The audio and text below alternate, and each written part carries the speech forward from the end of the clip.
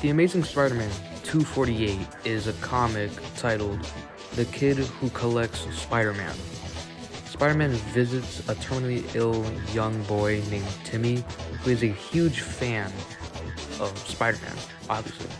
Timmy is unaware of Spider-Man's actual identity, and he talks to him about his life and reveals how he loves Spider-Man so much, how he's a big fan of him. Spider-Man is deeply touched by their interaction and decides to unmask himself to the boy, sharing a pretty touching moment of their connection. The story highlights the themes of heroism, compassion, and the impact of superheroes on individuals in need. So this is talking about how there was a small theory originally that this little kid from Iron Man 2 was Peter Parker, and then a couple years later, in an interview with Tom Holland for Spider-Man Homecoming, Tom Holland confirms that that little kid is young Peter Parker. And if you don't believe his word, then Kevin Feige, the guy that literally runs Marvel Studios and the entirety of the MCU, also confirms it. Okay, so originally in the movie The Amazing Spider-Man 2, Shailene Woodley would be playing Mary Jane Watson in the movie. However, she was cut from the movie. She was cut from the movie because the director said that there was too much on the table and they needed to focus on Peter and Gwen in the movie. Thankfully, they did that because there was definitely a lot on the table. There was way too much in this movie, although that wouldn't save it. But there is only one single scene where she is seen in the movie, and that is the final scene where Rhino is robbing a bank, and she's seen as the barista right here in the cafe. Sam Raimi's Spider-Man 2 and Mark Webb's Amazing Spider-Man 3 were both canceled Spider-Man movies. Canceled because how bad their last movies did because of Sony. Sony tweeted somewhere in 2009 or something that Spider-Man 4's release date would be something 2011. Boy, were a lot of fans devastated in the year 2011 when Spider-Man 4 was never a thing. And also, apparently Spider-Man 4 was gonna have Felicia Hardy, the Black Cat, in it, and the Vulture as the main villain. And apparently Felicia Hardy was the Vulture's daughter, and she would become the Vultress, apparently. The storyboards for the film were released, not all of it, but definitely the final battle. They were gonna have Mysterio in it as another Bruce Campbell cameo. They're gonna have Rhino. There was gonna be like a scene in like where Spider-Man was just getting a bunch of villains and bringing them to the police station and stuff. Yeah, it would have been nice. If you watch the storyboard video, animated storyboard video of the final battle, it's pretty cool. For a couple Spider-Man fans, what I'm gonna say is gonna be pretty surprising, but Sam Raimi did not invent the idea of Spider-Man having organic webbing. It was actually James Cameron that made the idea. He made the idea while making his canceled James Cameron Spider-Man film, which, fun fact, a couple stuff in that film were used in Sam Raimi's Spider-Man 2002 movie. Spider-Man 4, the video game, was a canceled game that was supposed to tie into, obviously, the canceled Spider-Man movie. Most of the tutorials were aerial-based, like a lot of attacks in the air, like attacking helicopters in the air, probably because there's gonna be a couple boss battles with the Vulture, because that was the main villain of the canceled Spider-Man 4 movie. There was also a Wii port that was also canceled. And after the movie was canceled, the game was canceled, and Activision, who was publishing and developing the game, took the code and what was pretty much left of Spider-Man 4 the game and turned it into Prototype 2. You can probably see it just by putting them together.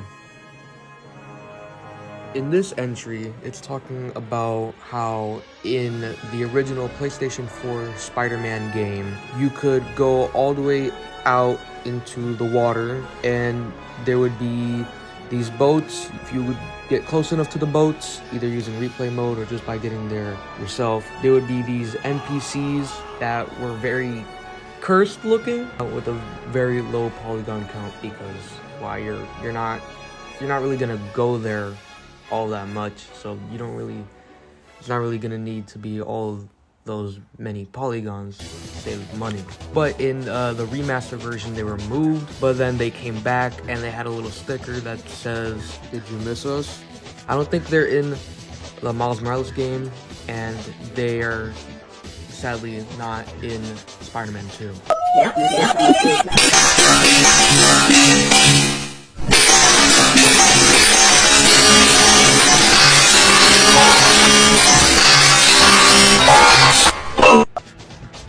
This entry refers to the Spider-Man 3's editor cut. The differences between the editor's cut and the theatrical cut is the fact that the editor's cut is 2 minutes shorter than the regular movie, and some scenes were added and some scenes were removed, like how in the second fight between Peter and Harry was extended, and the scene where Peter looks at himself in the mirror is also extended and includes the unused Venom suit. And another thing is that after the fight between Peter and Harry, the second one, the Bully Maguire dancing scene plays right after Harry gets blown up, which I find really funny. If you want to know more about this version of the movie, there's this really cool video I found when I was researching this, made by the Gargantuan Apple on YouTube, where he goes into an in-depth comparison of the editor's cut and the theatrical cut. The Superior Spider-Man was a Spider-Man from Earth 12131, in which Otto Octavius becomes Spider-Man. The first volume that ran between January 2013 and September 2014 was written by Dan Slott, with the artwork being by Ryan Stegman, Hubert Ramos, and Giuseppe Camuncoli. Sorry if I butchered those. Continuing from the events of the 2012 storyline Dying Wish, in which Peter Parker is killed and replaced by Otto Octavius by swapping consciousness, and left him to die in his decaying body to ensure his own survival. However, Octavius becomes inspired by Peter's dying wish to have a new Spider-Man protect New York City, and decides to take on the mantle himself, becoming the self-proclaimed Superior Spider-Man, influenced by Parker's mind, which survives within his consciousness. And he was the one who started the Spider-Verse comic events, being the leader and all. Later off, he made these spider bots to search for criminals and be security throughout the city, which were then hacked by Norman Osborn, the Green Goblin. So then Otto later found out his consciousness was slowly being erased, and Peter was still inside his head. So it was two consciousnesses in one. And so he sacrificed himself so Peter can go back to being Spider-Man again. Because I guess there can only be one real Superior Spider-Man. And fun fact, if you look in the concept art for the 2002 Spider-Man movie, you can see Alex Ross making a design for what would be potentially the suit used for the movie that looks eerily similar to the Superior Spider-Man suit, except for the fact that the spider symbol doesn't connect with the black parts of the suit. That being literally the only difference, besides also there being no huge red spider arms. And I don't remember if this is real or not, but apparently they also had an actual physical costume being made for Spider-Man 2. At least that's what I have read. It was for Spider-Man 2. I wouldn't be surprised if it was for Spider-Man 1 though. And the Alex Ross suit was also in the Spider-Man 1 PS2 game as a bonus costume. Two versions being a full color and a no color. White and black and red and black. This entry is a bit confusing because there are actually a couple of times when Peter has revealed his identity as Spider-Man to Jameson, such as the Civil War comics, but I think this refers to what happened in Peter Parker the Spectacular Spider-Man issue 6, where JJ gets an interview with Spider-Man before Peter reveals himself when they were in a bit of a heated argument, which caused JJ to reveal why he hates Spider-Man so much. I help people. You help no one. You're tiny, you're worthless, it's just that simple. You've wasted your life, you've got nothing except your stupid vendetta against me.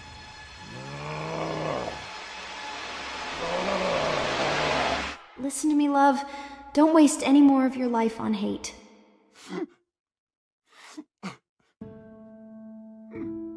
Jonah, I didn't mean... Don't you think I know that I have nothing? That I've lost it all? You say you do this to save people, but you couldn't save my wife, my Marla. You say you do this to save people, but you don't. People still die, don't they? I know I'm not supposed to hate anymore. It's killing me. But it's all I've got now. All I've got is you. To prove it hasn't all been for nothing. To hold you accountable.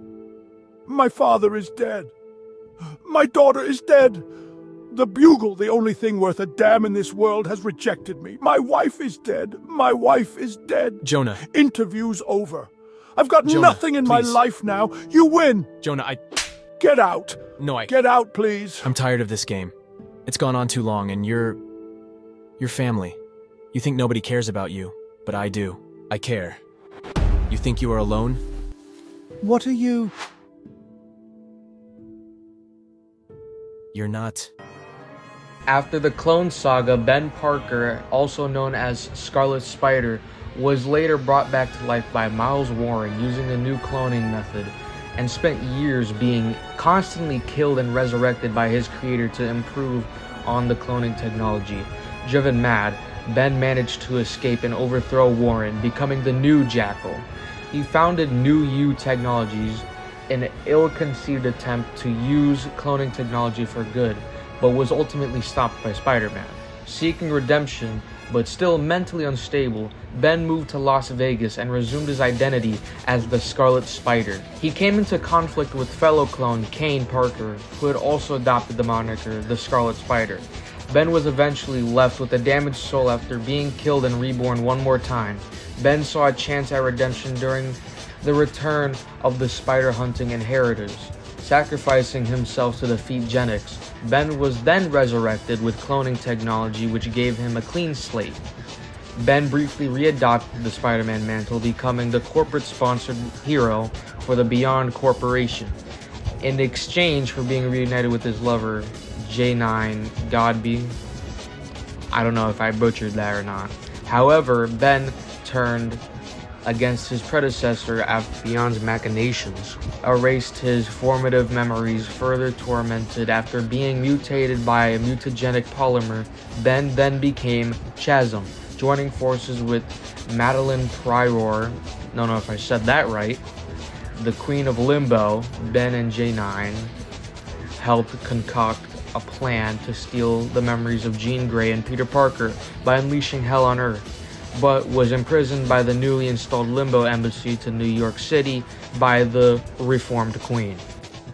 While the exact reasons for Steve Ditko's departure from Spider-Man remains somewhat a mystery, it's widely believed that a falling out with Stan Lee played a significant role.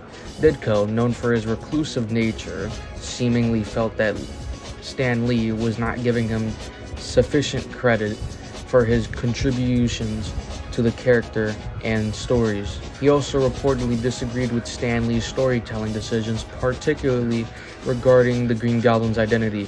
Ultimately, Ditko felt his work with Stan Lee had become flawed and chose to leave Marvel Comics.